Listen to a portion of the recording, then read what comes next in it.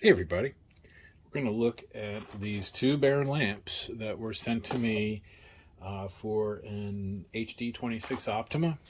There's a link down in the description to the repair on that.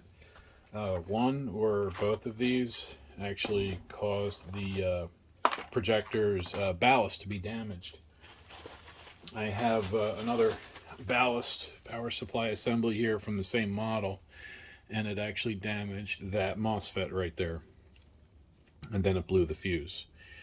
So, perfect example of why you should never buy a no-name cheap lamp. If it's not an Osram, Philips, Ushio, Phoenix, Iwasaki, or Matsushita, you're probably going to wreck your projector. Smart lamps, Ludima, AWO, all these brands I see on Amazon, pure garbage. Don't put them in your projector. This guy ended up selling his projector because they damaged it. Had he bought an original, he'd probably still be using it. Of course, maybe he wanted an excuse for a new projector too, so, I shouldn't judge.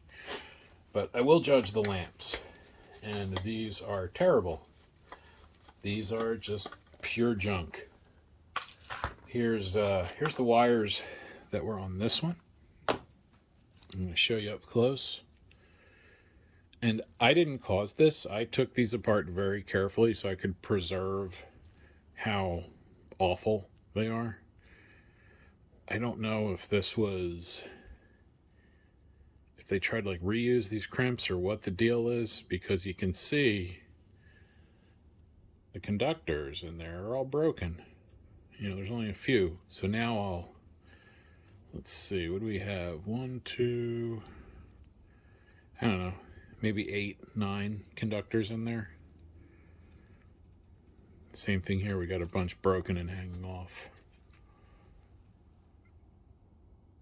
So you don't see that because when it's plugged in, that's what you see. So to your eye, it looks fine. But to the projector, it looks like pain. Here's another one. These weren't as bad, but still pretty bad. You can see that one's got a couple broken and the wires all just chewed up. Watch, even with my gloves on, I'll bet I can. Yep. Look at that. What do we got there? 4 wires. We got 4 strands, 5 strands loose. So these are garbage. And then I want to take this housing apart. The housing actually isn't too bad. The wires can be replaced. I'm actually going to save this housing. I'm going to take that terrible sticker off.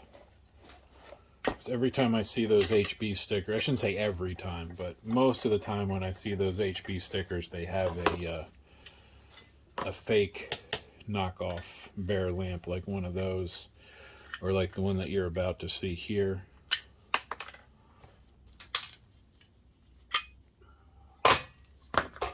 So there's another bare lamp that is a no-name. Oh, here's something. This is cute. They actually tried to put a sticker on it. A sticker that is melting. A proper lamp, a bare lamp, has a ceramic sticker. Let me find one. I've got a couple around. Here's one. All right, so this is a Philips, and this sticker is made out of ceramic. It's perfectly fine under the temperature that these run at. Nothing bad will happen. Whereas this is just like a plastic sticker. Any kind of heat is going to damage that. In fact, we'll hit that with my hot air gun in a little bit, and I'll show you the difference between a real ceramic sticker and whatever the heck this piece of junk is. 104.167 AC, so it's an AC lamp, right? I mean, it's supposed to be a 230, but who knows what the heck it is. It has very little cooling in the back.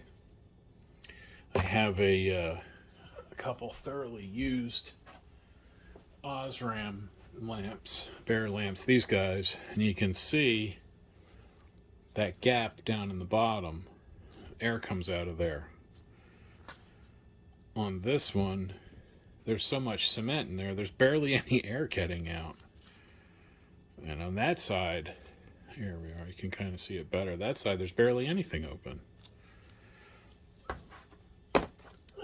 Here's the other knockoff. That one has a little more airspace, but the arc tube is much smaller. See, this is a real Osram arc tube, 200 watt. As you can see here, PVIP 200, 0.8. That's the space in between the electrodes, and then E20.8 is the reflector size. That's what this should be. But that arc tube is definitely shorter, as you can see there. So I highly doubt that that can work properly. And let me show you guys this. We saw this briefly in the other video, but I'll show you again on this one. An arc lamp, properly functioning, has infinite resistance. I think in my last video I had said no resistance, which would mean the circuit was closed like that, but when I said no resistance, I mean there was no reading. So a good arc lamp, see, open. There's no current flow. There shouldn't be any current flow. The only time you get current flow in an arc lamp is when you strike an arc with a high voltage pulse, not with a multimeter, you know, that's putting out like 1 volt peak to peak. So let's go to this one first. I'm not touching the electrodes. I have gloves on. And we start around, what was that, 3 meg? So with just the resistance test of my Fluke meter, you know, you're getting mega ohms. Now it's millions of ohms, but it shouldn't even be millions of ohms. It should be infinite. There shouldn't be any current passing. So that means when this gets an ignition pulse, the resistance is going to be lower than the ballast is ready to handle, and then it's going to damage the ballast. Here's the other one.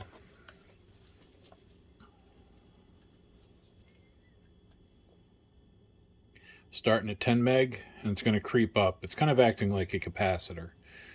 My guess is whatever knockoff gas mix they have inside there is passing enough current to show us, you know, that they're no good. And just to show you guys that this isn't something I made up, I have 2 more Osrams. That one doesn't. This one's just stamped in the back. It doesn't have the black. This is the newer one. But both Osrams should read open too. You know, totally open. No meg. See?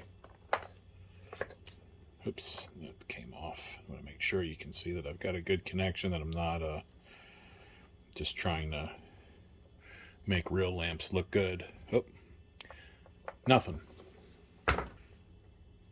There we go. See? Infinite resistance. They're thoroughly connected. See? Infinite resistance. And we'll look at that first one I did. Look at that. Nothing.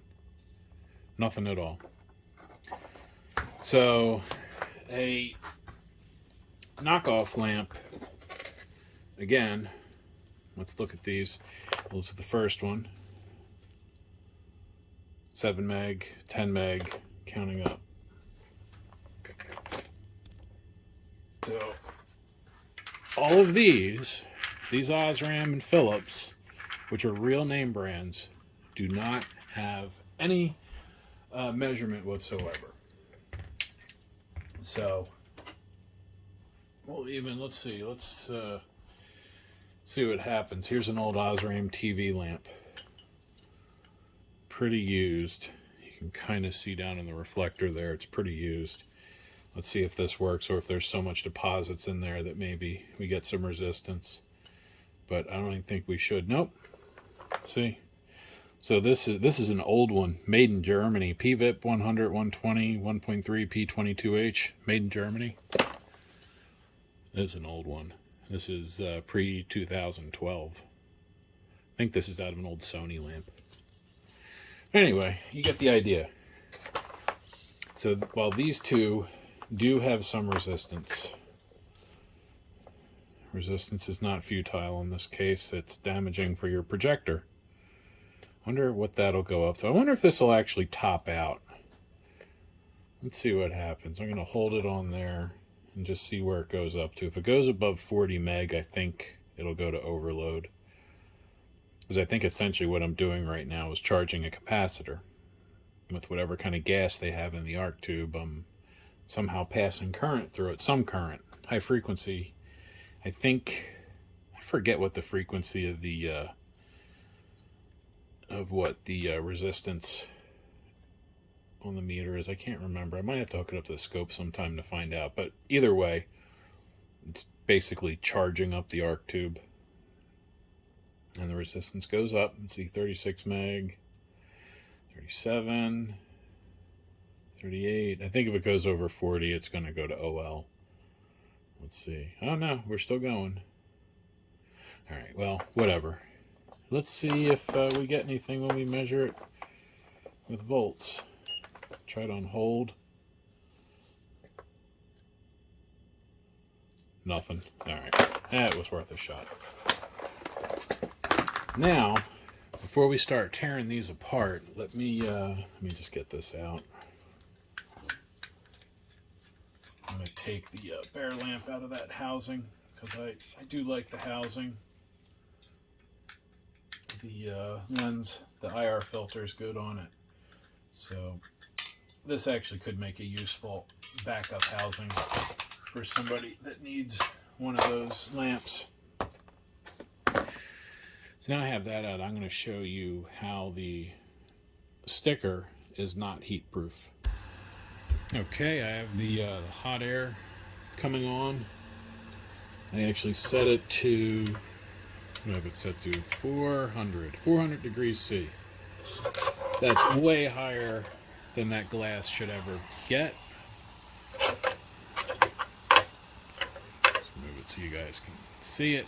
Oh, and you guys be able to see the temperature and the lamp. But we're at 400. You can see it's at 400.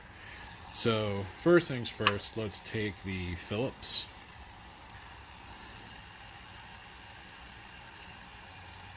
One, 2, 3, 4, 5, 6, 7, 8, 9, 10. No problem. Very readable. Nothing happened to it. Now let's go to this plastic one. I'll just hold this in a way I'm not going to burn myself. 1, 2, 3, 4, 5, 6, 7, 8, 9, 10. So now imagine if that's in your projector for an hour, 2 hours. You know, you want to watch a football game, you get to sit there with all this plastic melting inside your projector, dropping, you know, melted plastic in it. It's just bad. You get the idea. So that's no good. Let's turn that back off. And that's at 400C. You know, the projectors run 200-300 degrees. Not too far off, but I just wanted to give an example of the difference between how a true ceramic label on a bare lamp is versus whatever the heck that is. Let's go back and rip these apart. Alright, I'm going to set that one over there because it's hot. We'll start with this one. And the reason I have this box out, you'll see in a moment. And that's because I actually want to chop that ceramic apart. See if we can split that open. Let's see. I know they have actual methods of doing this, but I want this back cap to come off because these are connecting to the wires on the arc tube. So let's see if I can just kind of shock it, maybe get right on that seam, and then just good. Yep.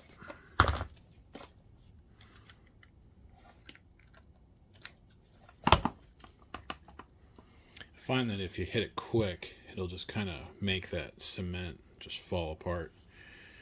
All right, so what's that? The rear wire. Come on, there we are. Let's set that there. All right, so there's what the back looks like, and the Osram is going to look pretty similar in the back.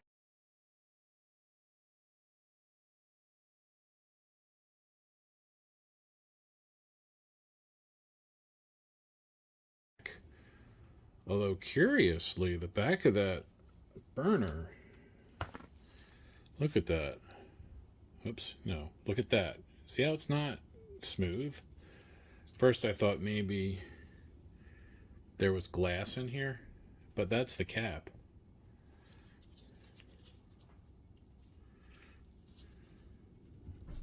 Yeah, there's no glass in here. That's just the way the back of the burner is. That's pretty awful, honestly. Let's see, how do they have it connected? They do have it spot welded, so that's fine. I mean, really, it's not hard to spot weld things. Let's get that stuff out of the way. Come on. So let me get this cement off. And then the other two wires, the ignition wire, and then the wire that connects to the front, are connected here.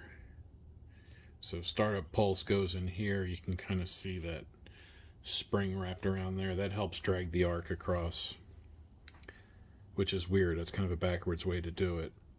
I would have it come down here. Yeah, I don't know what the heck they're doing. It's just a poorly made contraption. But let's keep going. Let's see if we can get it apart some more. Let's see if I can get this cement out. I really don't want to break the actual burner if I can help it. I'm going to try and get it apart in solid components, but that can be pretty hard to do reliably. Let's see if we can separate the back of this from the reflector.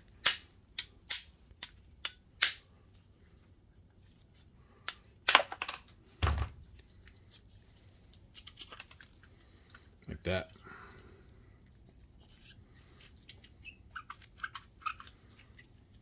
Is the wire holding it, or does it come out through the... Why is it not coming out? Or does it want to go out through the front? At least now you can see why I have the box here. Yeah, let me just... Ready? Let's see if this works. Almost. It will work. Let's move a little bit. Let's get to that. Like that. That's what I was trying to do. Love it. Come on. Okay, so this is the burner. This is how it would have been. Let's bend that back out, how it was. There we go. Wow, it even has a serial number. Maybe I'll bust apart an Osram and we'll look. But one of the reasons I wanted to do this is I wanted to see if that resistance still happened with everything stripped out. I was curious if maybe there was, you know, something in here allowing it to build up resistance or, you know, give us a reading. Maybe, because now I'm not getting squat. Let's see. Look at that. We're getting nothing now. And we are on there. So just for the heck of it, let me jam this. Look at that.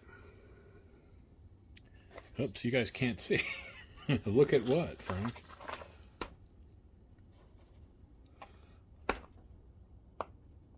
Come on.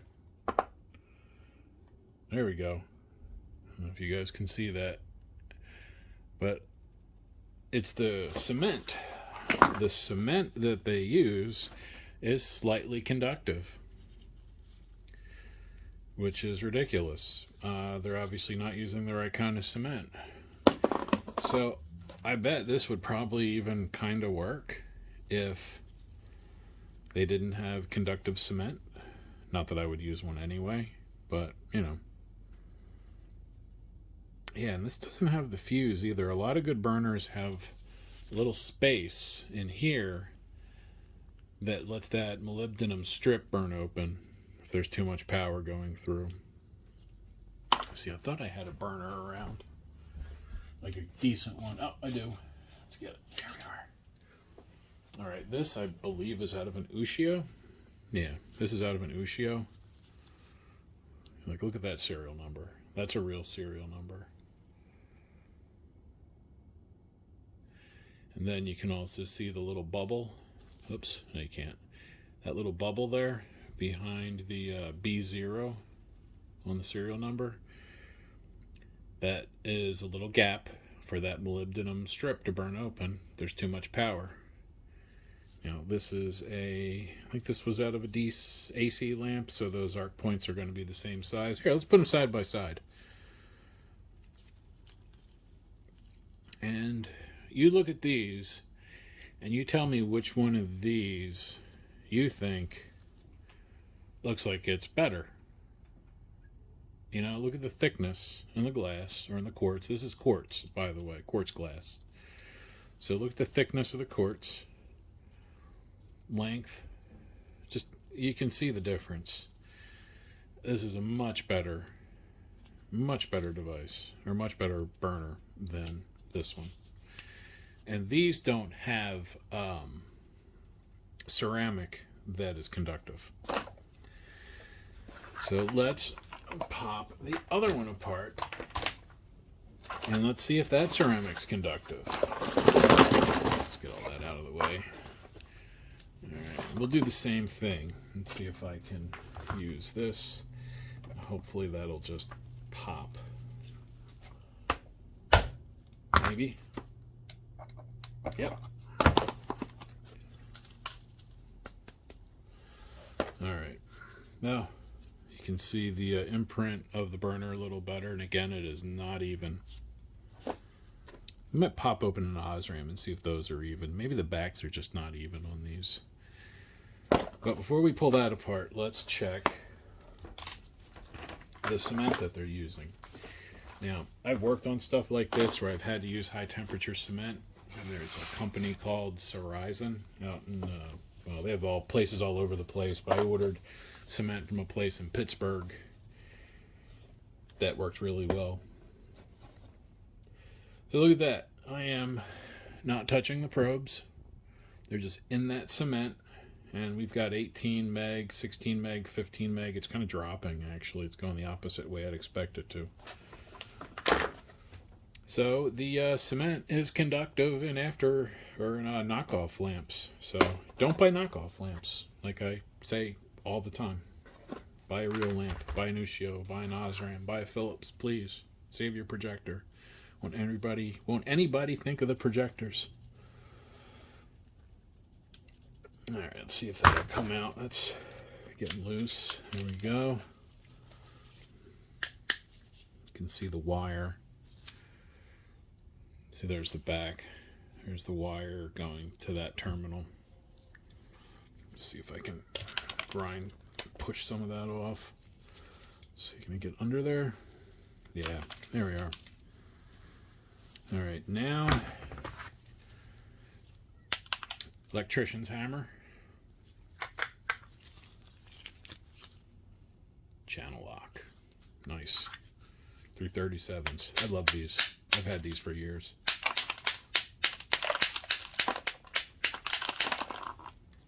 There we go. Will that pull out? No. Alright, same thing. Just see if we can split it.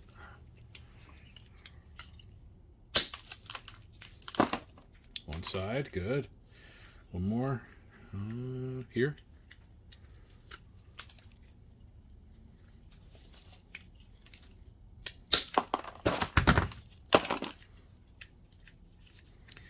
Almost. It's got some of that cement. Let's see if we can get that to chip off without hurting the glass.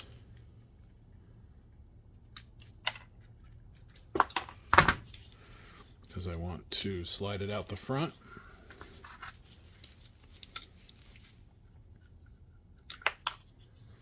That let me, yeah. All right, and there is a relatively stripped reflector. It's kind of cool, actually. I might save that. That's kind of neat. It's got a little tiny chip there, but I mean, I'm not going to reuse it for anything. It's just cool to have, so I'll save that. And this one's kind of broken too, but we'll just keep both. Maybe I'll jam an LED in it and make some little fun ornaments or something. Either way. All right, and here is the other burner. Again, we do have a serial number. What is that number?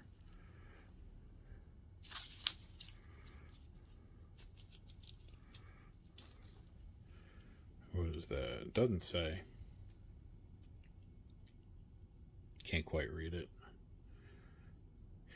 But anyway, the thing I wanted to point out is that on a good burner, the tip is welded. Like even on the other crappy one, you can see it's spot welded on the end. I probably did that too fast. Let's look at that again. You can see that spot weld there, the way that wire is attached. Spot welded to that molybdenum strip. This one, that doesn't look like any kind of spot weld I've ever seen. To me, let's see if I'm right here. To me, it looks like it's just kind of, wrapped around this one. This is the starter. That was the starter with the ignition wire. But to me, it looks like it's just kind of wrapped around. Yeah. See? It wasn't even spot welded. The cathode or anode or whatever this wire is, I mean, it's AC, so, you know. That's spot welded, but the ignition was not.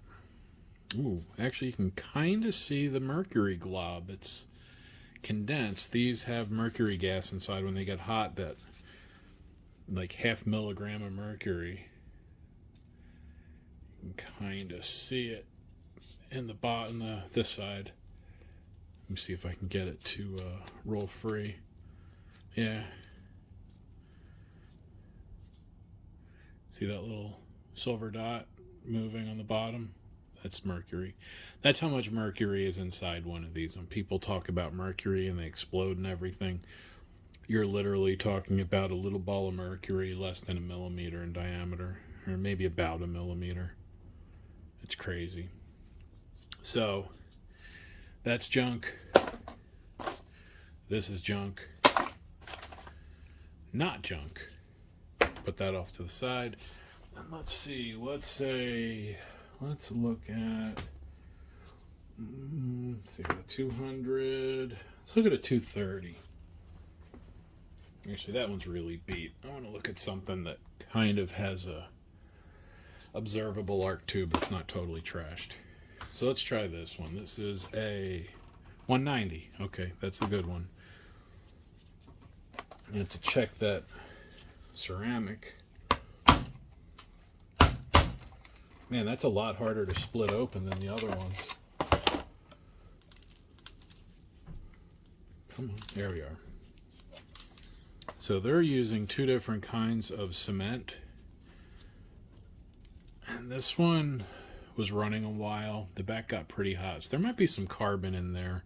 So I might not be able to get a real reliable test on the conductivity of the cement, but let's see what happens. All right, those probes you can see hopefully are about 1 millimeter. Oh, now they're touching. That doesn't work. Before they touched, there was no... See, okay, here we go. Let's go to the same place. Look at that. No conductivity. No conductivity. No conductivity. Maybe the carbon, maybe. Look, even in the carbon down there, no conductivity. That's what you want to see. And the back of the arc tube, yeah, it's not perfectly square, so I'm not going to worry about that. That just might be the way they are. Let me get that loose. The wire feels better too. You know, we got that space down there for the airflow. Let's move the meter. And then, there we are. Came loose.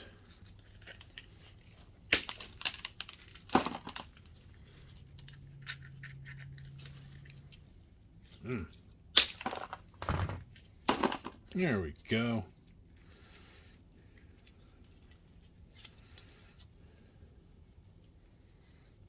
There's the Osram Reflector. Let's compare that to...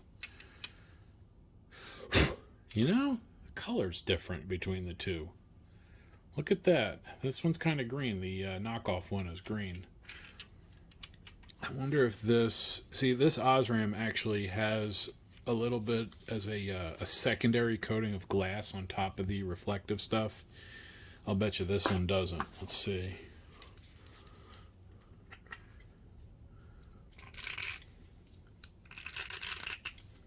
No, it does. That would flake up. Oh. Actually, it does flake up. See? So this just has like a metallized coating on the inside of the metal, whereas this actually has a secondary coating. You can kind of see if you hold something against it, there's like just a very tiny gap between the reflections because it's a very thin coating. But let's look at the burn, because this is kind of apples to apples here.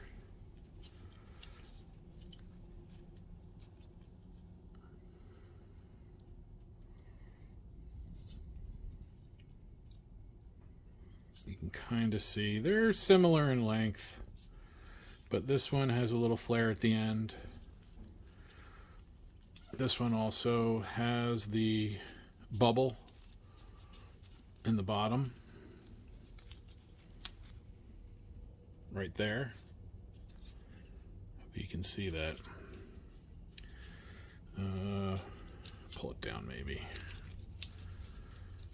That's the fuse per se, you could say. That's where that molybdenum strip would burn open if there was too much power. And then we have our ignition wire, and you can see they are both spot welded to the connector, and that's spot welded at the top. And in fact, what they do is, you can see in a good construction, they bring a little wire in, weld it to the molybdenum, and then send it down. The cheap ones, oh, this one's doing that. Was it this one? Well, they're both doing that, but it's just the way they do it. It's not as nice. It's not done as well. Like, even though Osram's not a top-of-the-line brand, it's still way better, you know, than these no-name specials from Amazon or whatever. So, there you go. There are 3 similar, yet very different projector lamp bulbs. I think technically this is actually the bulb. Maybe if an Osram engineer sees this, they can clear me up on that. I've always wondered. I hear all different kinds of terminology, but you get the idea. So the important part, the lesson that I want everybody to get out of this is buy original lamps. Make sure it says Osram on it. Make sure it says Philips, wherever I put the Philips lamp, or Ushio, or Phoenix, or whatever. But just make sure the back is not plain. You know, make sure it's not conductive cement, or you're going to damage your projector. So if you guys have any questions about lamps, bulbs in general, please put it in the comments. And as always, thank you for watching.